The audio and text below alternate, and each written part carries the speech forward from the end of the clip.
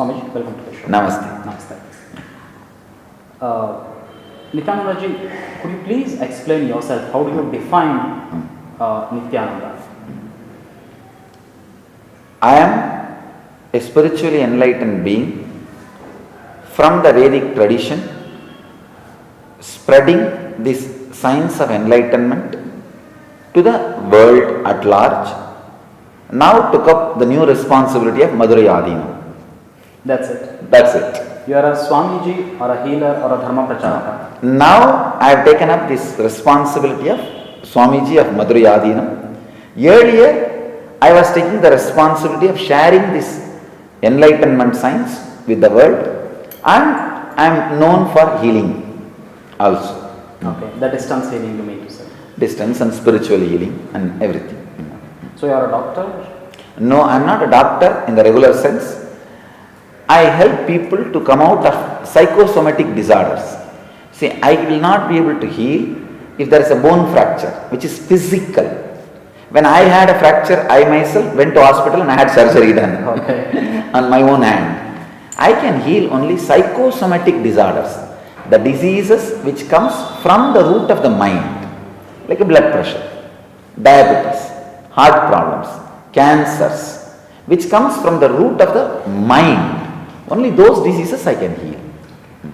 I have read that at the age of 12, you had that manifestation of God. What was the experience that you went through at the age of 12? I was taught a simple meditation by Ramana Maharishi's disciple, one Annamalai Swamigal. He used to tell, find out who we are. That I, that idea, from where it is coming. So I was very casually meditating, very free way I was contemplating. At the age of 12, one evening, I was sitting at the foot of Arunachala hill. I am born and brought up in Tiruvannamalai, Arunachala. So I was sitting at the feet of the Arunachala hill. I had a strong experience. Like how you feel you are alive inside your skin. With that same intensity, I was able to feel I am alive outside my skin also. In the trees, plants, rock, and whatever I was able to see, in that whole thing, I was able to feel I am alive. You still feel that? I can say, whenever I go into samadhi, when I close my eyes and sit, or when I am not doing anything, I can very clearly see still that experience is there around me. If I am doing something, my attention is on that. The moment my attention gets back to myself, I can see that experience happen. So you feel you are universal when you go into samadhi? I feel whatever I am seeing, I am living into all that. In the inanimated things also, in the yes. stones, in the even sofa, in this sofa, even in the sofa, even in this sofa, even in this kerchief, even in this floor, anything I could see, I feel that I am alive to the same intensity of how I feel alive inside the skin. And where is that energy comes from within you? I can say it is from the cosmic energy. You can call Devi, Parashakti, Shiva, and Brahmanda, God, whatever word we want, we can use. Rama, Krishna, any word we can use. All I will try to use is ultimate source. You have studied Vedanta and you promote the Advaita Siddhanta, Aham Brahmasmi. Could you please tell me, how do you define Nainam Chindanti Shastrani, Nainam Dahati Pavakaha, Nachainam Pledayantyapyo, Nashoshayate Marga? Please understand, the experience which comes by this enlightenment, Atma Sakshatkara, this can never be taken away even if your body is taken out of you. That is what Krishna means. This Atma cannot be cut by weapons. It cannot be made wet by water. It cannot be burnt by the fire. It cannot be destroyed by anything. So, this is what is my experience. People call this as Advaita or Vedanta. But I don't even know whether this is Advaita or Vedanta. I am only describing my experience. Advaita also points to the same experience. That much only I am able to say. This experience can't be taken away. That feeling that I exist. I know for sure if my body is destroyed this moment, I will not feel I lost anything or I am missing anything or I have not done which I want to do. I have to live something or I have to do something. That very hangover will not be there for me. I am very clear about it. So you Aham Brahmasmi. I don't want to utter that word because that word has a lot of twisted meaning. But the actual meaning, you take it. See, I give you my own explanation. Whatever I feel as alive in this skin as life, how intensely I am living inside my skin. See how intensely you are living inside your skin. I am alive with the same intensity, not only in this skin, anything is around me, anything I could perceive. That's all I can say. But you don't want to utter that word Aham Brahmasmi. Because that's given by Adi Shankaracharya. No. What I am saying, I can utter that word for myself, I cannot utter that word for society, because the moment that word is uttered, now thousands of attacks can start, like, oh, do you mean to claim you are God? Do you mean to claim you are this? Do you mean to claim you are that? So all those unnecessary arguments and unnecessary ideas loaded onto it. To avoid that, I can say Aham Brahmasmi is my expression and experience from inside, but that cannot be claimed to society. So now can we come to the conclusion that you are against Vaishnavism, where the Jivatma and Paramatma are two different things? No. I am not against Vaishnavism. Each philosophy helps to certain type of seekers, certain type of mind setup at certain level. Many times Vaishnavism helped me to learn about bhakti, to the Vaishnavite saints, how they melt. That melting heart is something extraordinary. You can see as a unique contribution to by the Vaishnavite saints. That feeling connection. So actually, recently after my coronation of this mutt is Shaivite mutt, I visited one of the Vishnu temple nearby. This created a controversy. Some people have started abusing me using that. How can you visit the Vishnu temple and all that? But I tell you, lot of things, beautiful things have been added into my life by the Vaishnavite tradition saints. Lot of devotion I learned, melting with the heart I learned from the Vaishnavite tradition masters. But you believe that God somewhere, God or a small part of God, he stays, he or she stays in your heart, in your body, somewhere. I can say whatever we call as ultimate God surely resides inside my body also and in the whole cosmos and in everybody's body also. In everybody's body with everything which I can perceive. But do you think that Jivatma and Paramatma are two different things or are the same things? Please understand, in the beginning level when you start developing right understanding about yourself, at those moments you can say the individual being is separate from the cosmic being. But when you have developed a right understanding about yourself, that time your self and the cosmic self are not two different things. So you mean to say that you put on the measuring rod, first you put Vaishnavism and on the above that you put Shaivism. I don't want to categorize this but way. That's what you mean. No, but what I am saying, I don't want to say whole Vaishnavism is completely duality. Okay. Because even the Krishna Bhaktas, they felt one with Krishna. There are many Vaishnava devotees who felt one with Vishnu.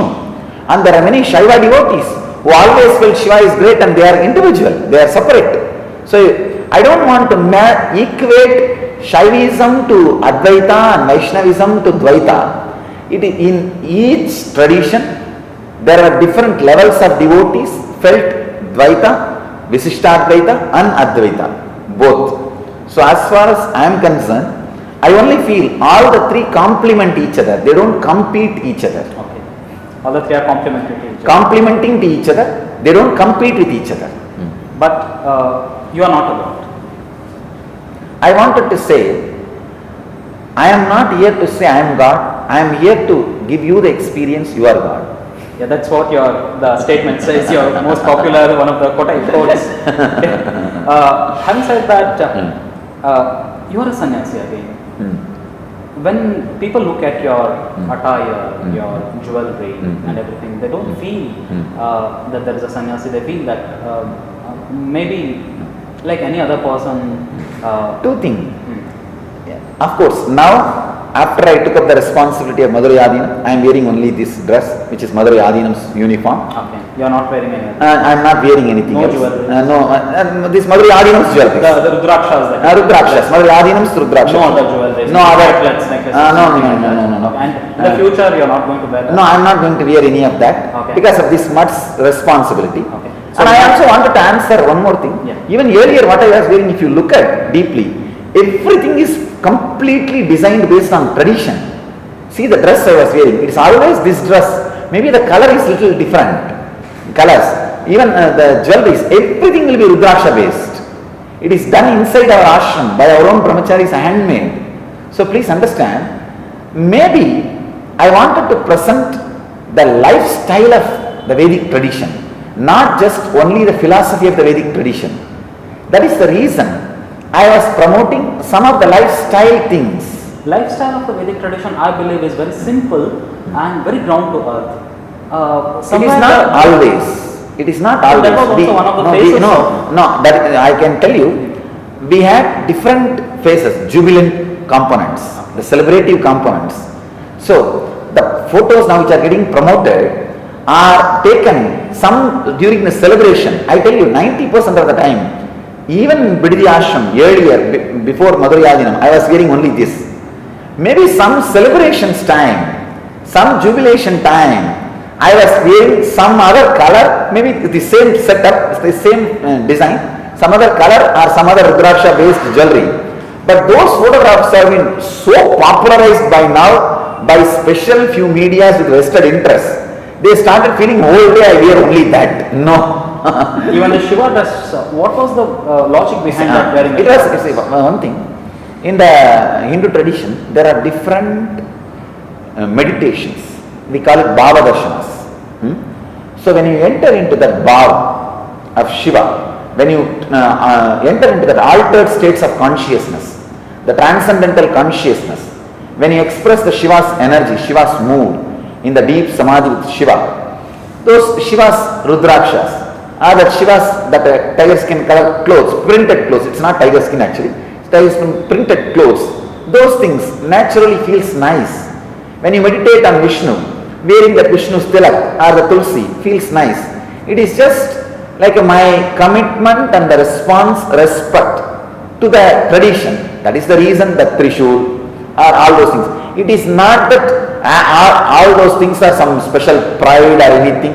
I feel not only the philosophy of Hinduism, I wanted to popularize all over the world the Bhava tradition of the Hinduism.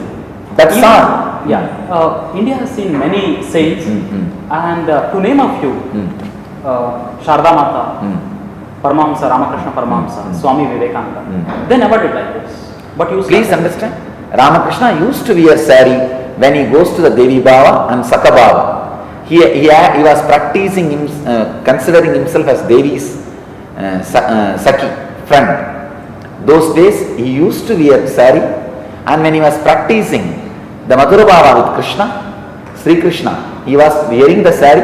It is not that he was not wearing. Read his biography. It says very clearly, he used to wear sari, jewels, he used to go into that bhava, he used to express different bhavas. Swami Vivekananda, what about him? Maybe Swami Vivekananda did not express, but Ramakrishna expressed. One Jnananandagiri Swamigal in near Tiruvannamalai, he was there. During Navaratri days, he used to wear sari and sit like Meenakshi. So many great saints have expressed. One Ambaji, Swamiji who was in Gujarat, he used to, a great saint, he used to wear sari and express. and many of the Naga sadhus wear complete Shiva's attire and express the truth, Shivoham, Shivoham. So whatever I did, nothing new to Hinduism. So it is, it is portrayed as if it is new to Hinduism. It was not new to Hinduism. It was not against the tradition of Hinduism. It was completely in line with the Hindu tradition. So to which god you relate with? As a Shiva again? I can tell you one thing. Mostly I relate with Shiva. But when I speak on Bhagavad Gita, I relate with Vishnu. When I speak on the Devi's teachings, or Devi Bhagavata, or Chandi, I relate with Devi. Mostly you can say I can relate with Shiva. When you feel that you want to relate with some goddess? No, I don't. I don't feel like relating with anything. When I say relating, it's like a connecting, feeling connected with that and becoming one with that. So it becomes automatically, or you put external pressure on yourself? No, there is no external pressure. Okay. It's like an internal digging. Okay. Internal tuning. When I tune, in few seconds, the individual idea which is talking to you dissolves into that existence, into that presence. Okay. But now your devotees are going to miss the celebrity side of the Hinduism, or what you say, the other side of Hinduism now, because you have become the next pontiff of the Adinapiti. That's true. So you're not going to wear anything like this. Of course, they may. What I am saying, they may miss that, but that is okay, because I took up this responsibility knowingly that through this responsibility I will be able to contribute more to Hinduism. So I took up this responsibility. What is your ultimate goal? Ultimately, I wanted to share this experience of enlightenment with at least few million people. That's all. Not moksha. This moksha means, that is what I call enlightenment. You see, moksha while you are living in the body is enlightenment. Moksha after leaving the body is videha mukti. Jivan mukti, videha mukti. Jivan mukti means having moksha while you are in the body. Videha mukti means having moksha while you are without body. So you have already attained the level of moksha now. I can say I have attained the Jivan Mukti. I can share the glimpse of Jivan Mukti to people and inspire them to travel and evolve to the level of Jivan Mukti. That's all. After the physical life is over, you want to take birth again? I may not take birth again. Why? Because I don't have any desire to take birth again. Punarapi jananam, punarapi maranam, punarapi janani jathare shayanam. Yah samsare bahudustare, pahi murare. What do you say about this? Is it you don't want to take another birth? There are thousands and millions of people who are struggling with poverty, illiteracy, hunger and everything. You don't feel like taking birth again with either kind of with more power, with more enlightenment, and share the same light and the same enlightenment to these people? I see. Are you not becoming selfish by saying that I will not take birth after this? This taking one more birth, those things are really not with our will. After that enlightenment experience, the intuition guides. My intuition is very clear, I will not be taking one more birth. That's the reason I am saying. So your it is not that, I am not hating taking one more birth. It is not that I don't want to take one more birth. I can see very clearly I will not be taking one more birth. Because to take one more birth, certain stuff is required in your system. I don't see those stuff in my bio-memory to take one more body. So your intuition is somewhere guiding you that you will not take one more Yes, body. I won't take one more body. Okay. And that's going to be a loss to the millions of people again. I feel whichever energy is working through this body and guiding people will continue to be available for the people when they ask, when they request for the help. You'll be I can say, not assuming the physical body, but the subtle body will be continuously helping them. Even after your... Yes, even after I leave this physical body, they will be continuously guided. By you only? I can say, the ultimate me, which is not directly talking to you now. Okay. So there is no name for that, there is no sex for that, there is no name, there is for that, nothing for it. No? That me will be helping them, but they may not be able to relate directly with that me. So this form may be used like a subtle diagram, like a negative or positive, to relate with that. So you have said that you take something from Advaita, something from Vishishtadvaita, and something from Dvaita. You combine all these things and you formulate your own theories, your own teachings in your laboratories. No. I never said I take all the three and combine my own. Okay. I only said all the three complement each other. Okay. So I try to guide the seeker from whichever level he is trying to relate with. So on what are the basis for your teachings? I mean, is it Vedas, the basis for my teachings are Upanishads, Patanjali's Yoga Sutra and Bhagavad Gita, and there are 14 books of Saiva Siddhanta literatures. So those are the basis? Those are the basis for my teachings. Okay. So you have thorough knowledge on Bhagavad Gita? No, I don't want to say thorough knowledge. Okay. I have certain experience with which I relate with Bhagavad Gita. In the light of my experience, I relate with Bhagavad Gita. Okay. But, okay, again, what do you think? I mean, stating all these things, how many people you are able to reach directly and through your powers of enlightenment and everything? So, few things. There is no such measure as how many people I reach out and all. Okay. If you ask me number, per day 1,20,000 people watch me through the internet, live satsangs morning and evening. And second, I am the most watched guru in the internet for spiritual discourses, not for other scandals and rumors and all that. I am the most watched guru. So these are the things where you put numbers.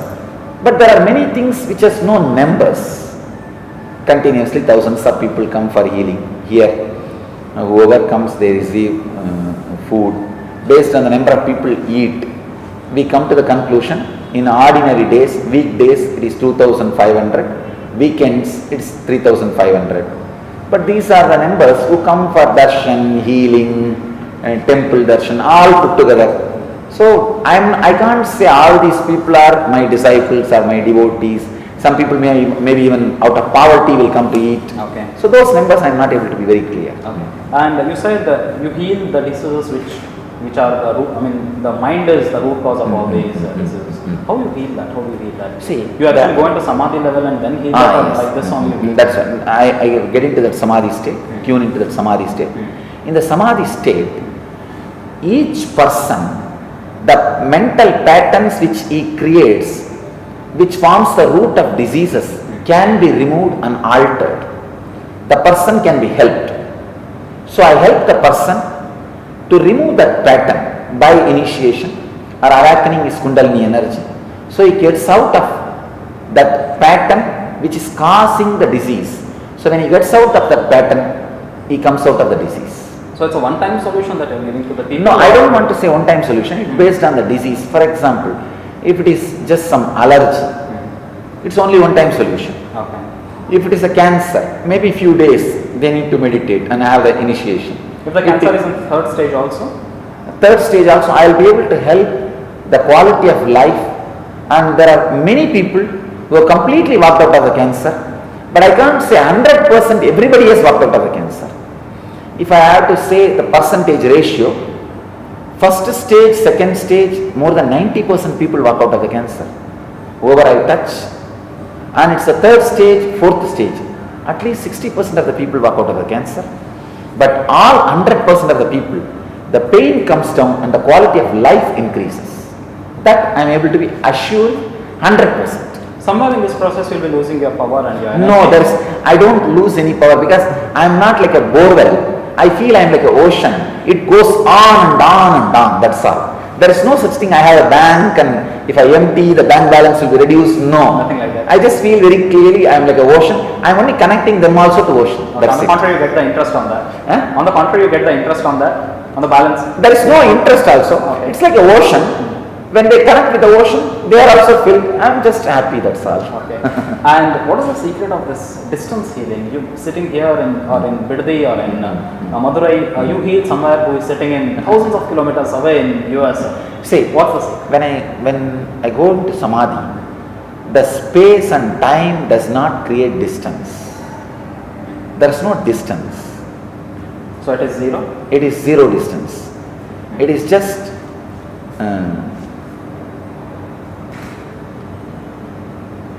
operating from the source. That's the right word. And where is the source? The source is you. No. See, when you go deep, I go deep. Where both of us meet is source. Okay.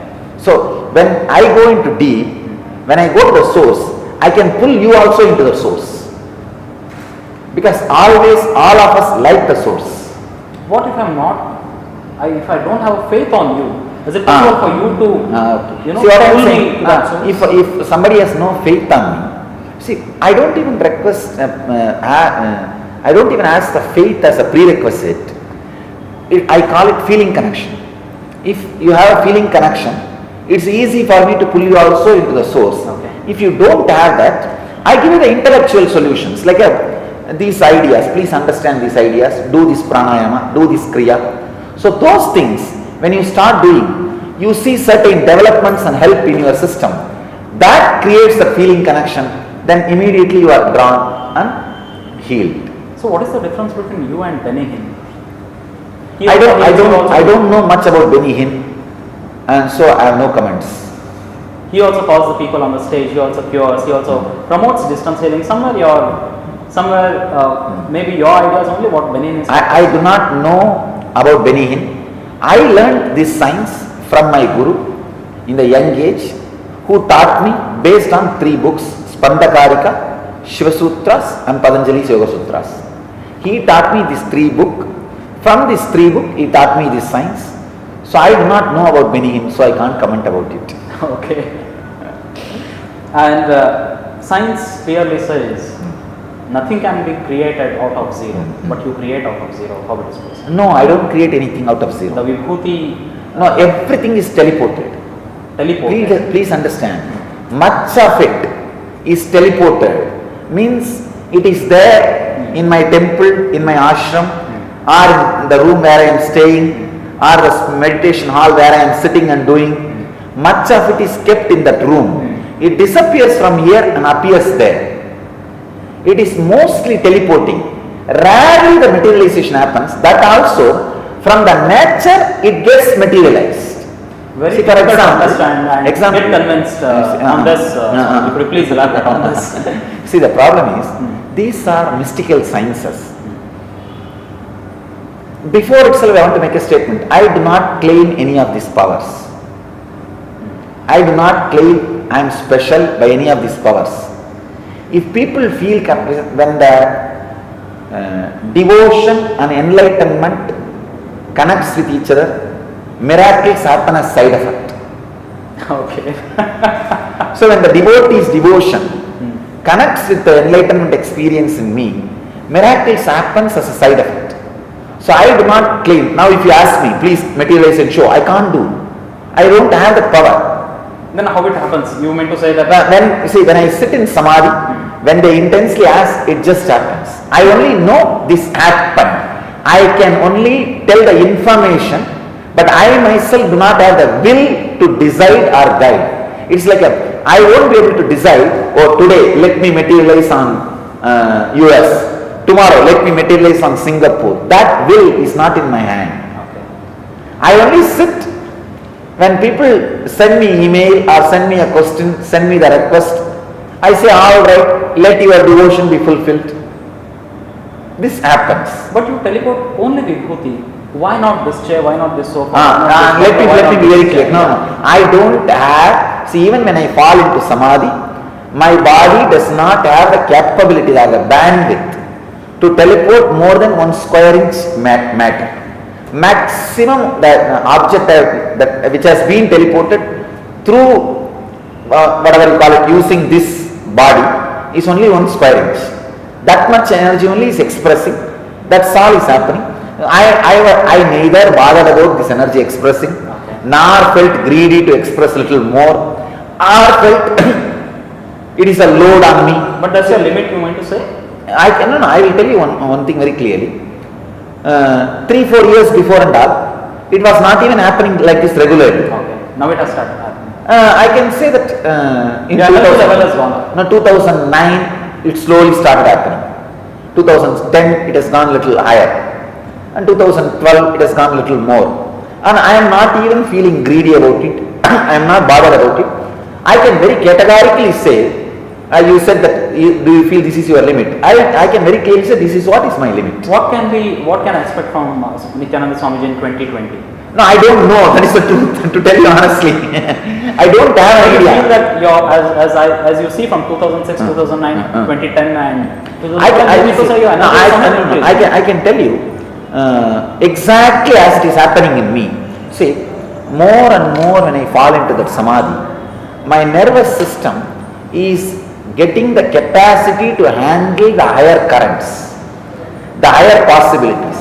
When the capacity is growing, the higher powers are expressing. That's all I am able to do. But so I am not able to be very clear that what kind of possibilities are going to express through me.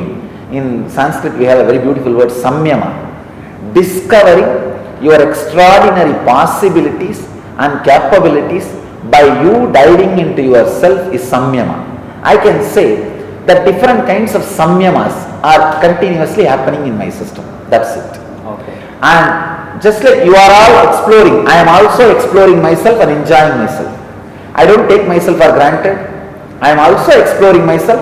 To tell you honestly, just in front of me, somebody sits, we have done some scientific experiments about materialization.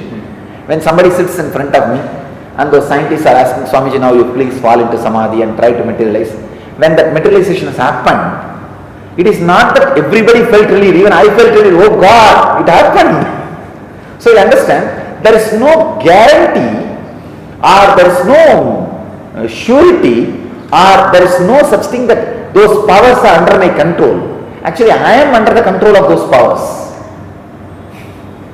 Yes, please go ahead.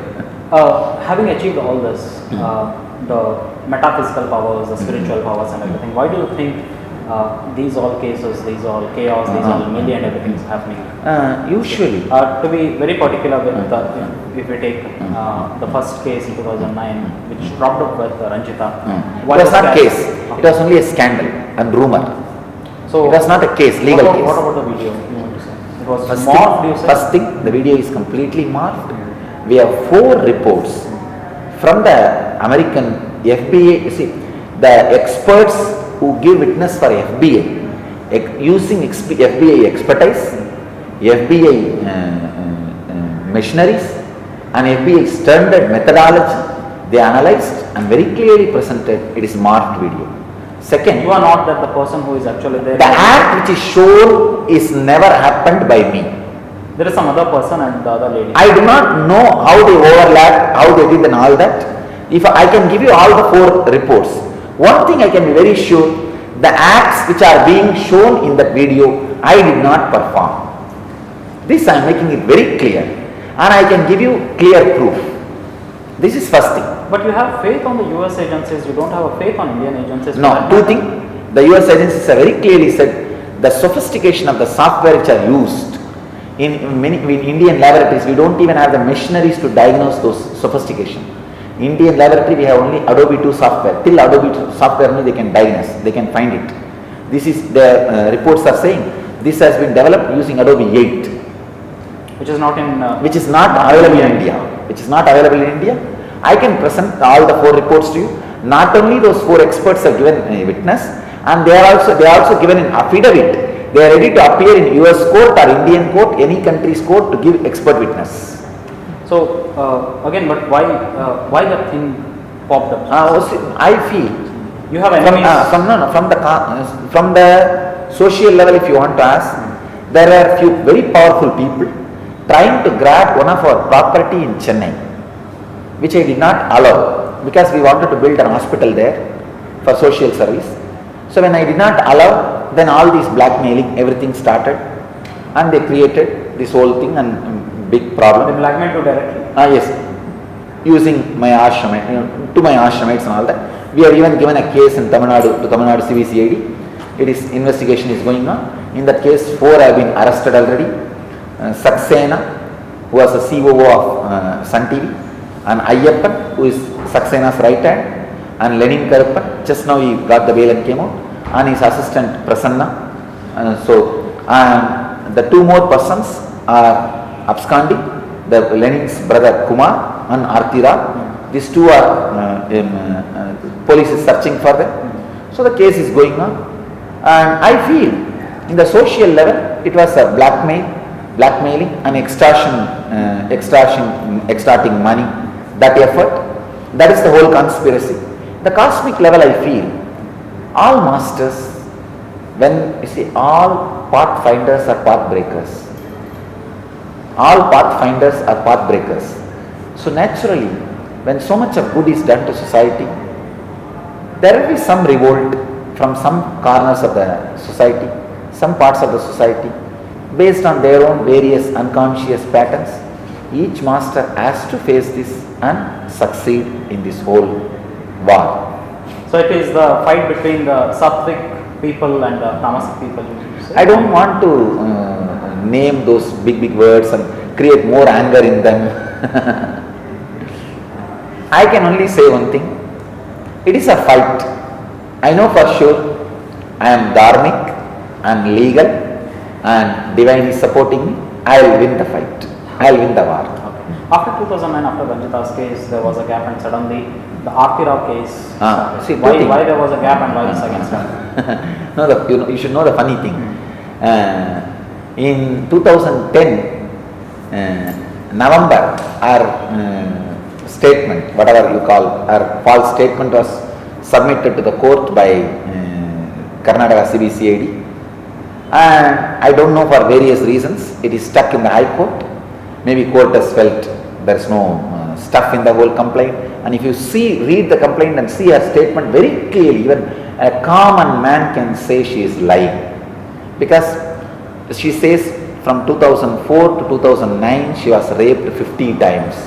She was not kept inside the room, or she was not kept in the ashram, and she was with her husband staying, and her father and mother were only staying in the ashram.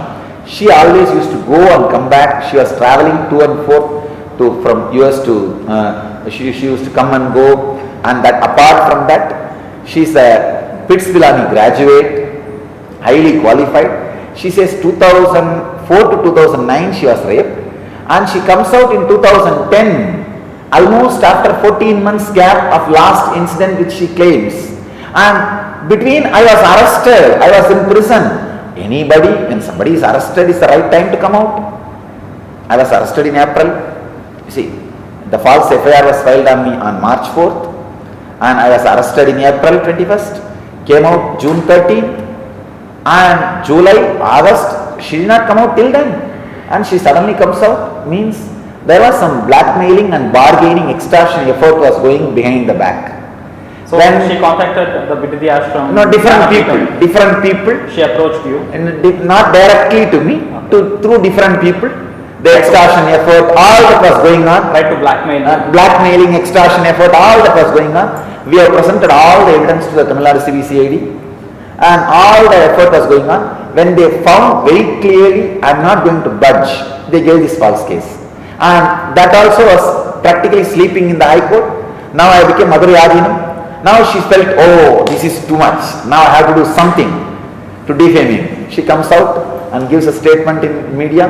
Actually, she is being searched by Tamil Nadu CBCID. She is avoiding the investigation. And second, she has 3 summons from Ramnagara court, and she has 2 summons from Varanasi court, and she is being summoned many times by the US court, some civil litigation. She never appeared in any of that. Is she that strong to avoid all these? Seems to be. I feel maybe somebody is using her. Who? I don't know who. Still I am not able to pinpoint. A group of people who worked against me earlier. Maybe they are using her. You are pointing out to Sun TV again? I don't want to point out to Sun TV this time. This time I can say there are some people who are fighting some civil litigations with me to grab our properties in US and in India. Those few people may be using her. I think this time I am not pointing out to Sun TV. Okay. I am very clear, because this time when this whole thing, whole crisis, Sun TV did not come in the front, and they did not do what they did during 2010. Okay. in the media or also in the common people's world, actually, people are talking, reporters, journalists are talking that there is a competition between Nithyananda Swamiji and one more strong spiritual leader, and that led to all this confusion. No comments. But somebody is there, of course, controlling Akira. I feel she is being used because you can very clearly see the words she is uttering. It is just a simple lie, a very open lie.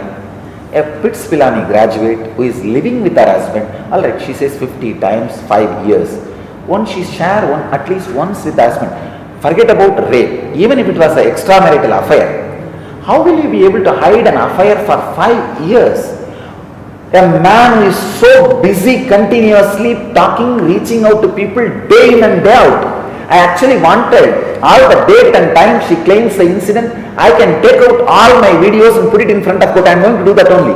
Because all the time and date she claims, I must be sitting somewhere and giving some classes and programs. My whole life, 24 hours, I am too busy continuously living with public. See, literally 20 hours I am in front of camera in public. The remaining 4 hours when I sleep, which is not getting recorded, somebody marks and releases. So it's all the real estate. So it's all the real estate thing which I can say real estate and money. Real estate and money, not just Biddi. Okay. In and around Biddi, Chennai, Hyderabad, US, all this property, grabbing effort. That's all. Swamiji, from where do you get the funds to run the ashram? Completely from public donation. We have all the trusts completely audited, accounts is submitted, everything is clearly accounted and legal. Year by year, your funds have been, what kind of a graph it's showing? It is increasing or decreasing or what? I don't want to say increasing or decreasing. It is happening, but whatever comes, everything is audited and accounted and open to public. It is left, it is put even in our websites. It's uploaded, it is all open information. So it's completely in black and white. It's completely in white, no black. Okay. Including this ring and this mala, everything is white. And but there's something, I mean, the real estate actually started the entire problem. I can say real estate and money. And the foreign funds, you mean to say the money when it comes, because earlier the foreign funds used to go to one particular ashram in Bangalore, which was very powerful. But after Biddi Dhanapeetham started, actually the foreign funds, including the major foreign funds, started diverted. They got diverted to the Dhanapeetham. No comments. No comments about it. See, there is enough of foreign funds for everybody to do social service. There is no such thing as somebody's. I need to get into somebody's market or somebody's income. No, there is a blue ocean in front of us. I don't feel anybody as my competitor. I also request others to not to feel myself as competitor. You also live, do the social work. Let me also do my social work. That's all is my request. Nothing so no else. competition with anybody. I don't feel anybody is my competitor. But somebody feels that he is your competitor. I do not know about it. Okay.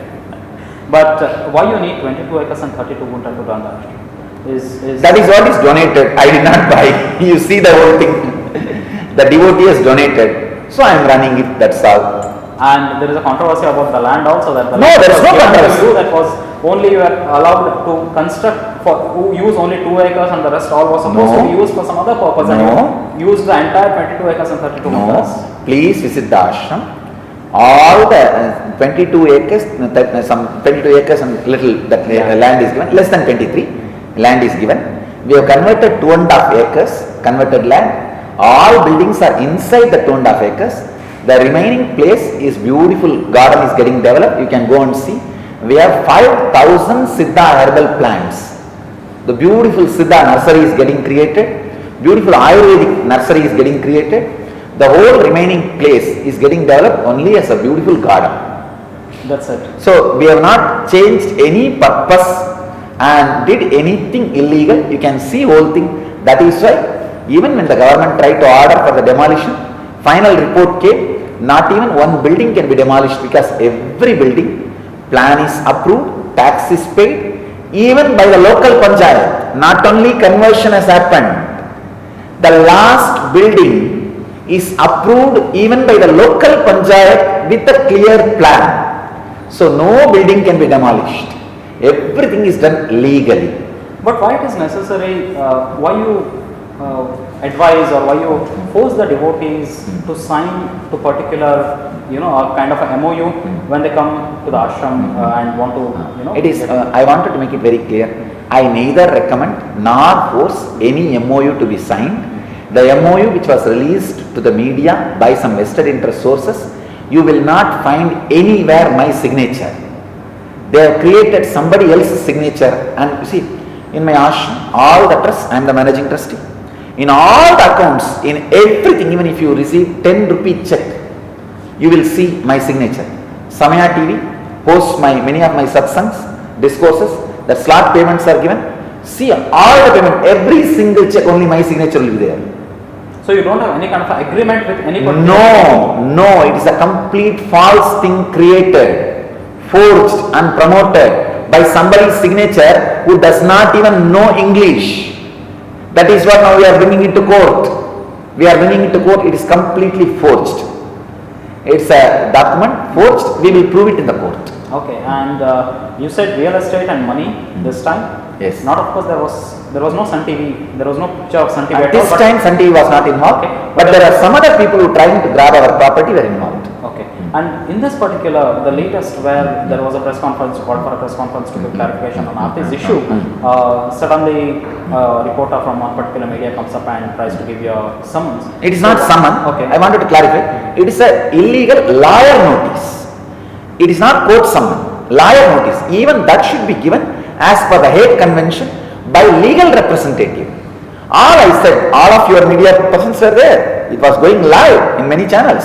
I told very clearly, please do only media work here. It's a press meet. Do not do legal representative work here.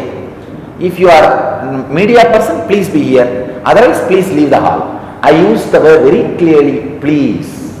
It was never an arrogant or abuser. We have never manhandled him or physically hurt him. He went and gave a false complaint that I physically hurt him. I ordered my people to kick him out. It was not true. And with the false complaint, I don't know who has given false information or influenced, gave wrong briefing, false briefing to CM. He also ordered for the arrest. Because he ordered, naturally I went and surrendered in front of the court. Court has said they will take the bail application next day. Usually when somebody surrenders in the court, they are not arrested. But the moment I came out, I was arrested illegally. And again next day produced in front of court. The court gave bail. It's all bailable offence. So the moment I came out of the court after getting bail, again I was arrested illegally, saying that some section. Then again I was kept in the judicial custody. Next day I was presented. I got the bail and came out. Now we have filed cases in the High Court, petitions. In the two cases, one is already stayed. Next one they have given the explanation or notice to the other party. I know for sure, I trust judiciary, I will win. Okay, and in this, there was a media trial conducted. Sure. Do you agree on that? Sure. There was a media trial conducted on me. Okay, and there was one particular media which was very behind you, against you. Yes. Suvarna channel, Suvarna TV was completely against me. I do not know, maybe the caste politics or the Tamil Kannada, the linguistic politics. I do not know the reason, but they went on airing for 150 hours these lies continuously. As media persons, you all know, they cast all media ethics. Why this happened? I am not able to pinpoint the reason. I only suspect maybe the caste. I am a non-Brahmin, and the language. That is what they created actually, the Tamil Kannada issue. I wanted to tell people of Karnataka, I love Karnataka, I love Karnataka people. I never spoke or did anything against the interests of Karnataka, even in the Kaveri issue. I only tried to bring peace and I tried to only bridge Karnataka people and the people of Tamil Nadu. I wanted to request all the Kannada organizations and pro-Karnataka organizations, please understand, you are being instigated, given false news, wrong information. Somebody is using you to fight against me, to do protest against me, I request you, allow me to continue my peaceful spiritual and social services to Karnataka. So it was a pro-Brahmin, anti-Dalit I can say. That is the way they created, and they made it into anti-Tamil. So it started from anti-Dalit to the anti-Tamil. Anti-Tamil. So it got converted. It got converted into that. Okay, and do you suspect anyone? Again, it's only the Suvarna channel or one particular media, or is there any person behind that? I see in front I can see only Swarna, but I surely know there are few more people behind. They are very powerful people. I will not be able to name them unless I have evidence. Okay. Even last time, I took 1 year to collect enough evidence before I named Sun TV. So you are collecting evidence? Yes, now I am again collecting the evidences. One day surely I will name and present the whole thing in front of the legal authorities and judiciary. Okay, and now again, that particular channel again showed one particular footage where you are actually, it is the it's the Antya Samskara of your father, and you are putting your leg on the head of your father and you are dancing there and everything. What was that? What was that? Is it morphed again or is it one thing. In Lingayat tradition, the Guru's feet is kept near the head of the dead body, and the Pada Abhishekam is done. Then the body was cremated. It's a tradition, and my mother, my father, all of them accepted me as a Guru. My father is my initiated disciple. Okay. My father requested that if after his death, I myself stay there, and my mother and my brothers conduct the ceremony, and he cremated. So I only fulfilled his last wishes, but even in that there were some alterations and editing done. So morphed again the same video? There were, I can say, there were some alterations and editing done. I don't think they were added, but they altered and removed some of the ritualistic parts. See, those parts like Yajna is being done, the Pada Puja, Abhishekam is being done, my mother doing the ritual, my brothers doing the ritual, all those was cut out and edited. Only and my the rituals were yes, that part they added, so it naturally misrepresented. And not only that, my father took a promise from me, none of us will cry when he dies. He said, I am so fulfilled, I gave birth to you. So I should be given a celebratory farewell. Those things are okay, but even in that there was a misrepresentation and manipulation, and especially removing the music and the chantings from the behind, all those completely misrepresents. What's the importance and significance of sex in the world or in this world? You see, in the world, when somebody wants to create their body like their bodies, sex is important. But if somebody wants to create likeness of their minds, sex is not required. Parents create likeness of their bodies, gurus create likeness of their minds. And there were also allegations that you teach tantric sex. No, I never teach any of myself or any of my representatives or my organization does not teach or promote tantric sex. But again, it's the part and parcel of Hinduism. You have temples. See, what I am saying, I am not saying it is not part of the Hinduism. I am not teaching that component of Hinduism. That's all. It's more celebrative, it's more attractive, it gathers the attention of the people, and through sex, actually, many gurus have taught metaphysics, adhyatma to the people. I know. Many gurus have taught. I have decided not to. That's all. So it's your choice that. My choice. Okay. I have decided not to. Okay. So there is nothing called as tantric sex. No, there is nothing related to tantric sex goes on in any of my ashrams or campuses or my programs. But have you studied sex as a science? No, I have not studied as a science. I have read many of the yogic literatures where the subject is also presented to for yoga as yogic thing, but I neither practiced nor preached. So you have not read Saundarya Lahari for that matter? No, I have read Saundarya Lahari. You have read Saundarya Lahari? Surely, I have read Saundarya Lahari. Okay. Because in Saundarya Lahari, the Adi Shankara sings about this monastery's founder. This monastery's reviver, Trinyana Sambandha, was sung praised at the 75th verse by Adi Shankara as Dravida Shishu. Trinyana Sambandar is noted as Dravida Shishu. I read Sundarila. Okay. And there's for every mutt there is a Uttaradhikari. For Dhyanapeetham, you are not. Is there anyone? After all, I am young. Of course. And of course, you will be there even after your physical body disappears. That's true. So, I have decided very clearly, Nithyananda Dhyanapeetham will not have any Uttaradhikari. We'll have a group of sannyasis running the organization, doing its spiritual activities after I leave the body. You don't feel anyone deserve for that post? No, not that way. I have created the organization only for this purpose. Let it serve that purpose and let the people carry on that process, activity. That's it. Okay, what about the court battle next? You will fight the court battle and... Sure, I will fight the court battle. I trust Indian judiciary. I trust God. I will win. We will win the court battle. Okay. What about, apart from the court battle, if the same things pop up and everything, if this confusion and chaos goes on, how will you tackle this issue? I think now, by handling these two crises, I have learnt. So, I feel God has given me enough energy and intelligence to handle it and tackle it and win. Do you see more such things? No, I don't see more such things. No, I don't see more such things. And if at things. all come, you are very much... I am very clear we will handle it. Okay. Yeah. Thanks for your Thank wonderful you. time Thank and you. Thank you. precious time. Yeah, thanks. Thank you, sir. Thank you.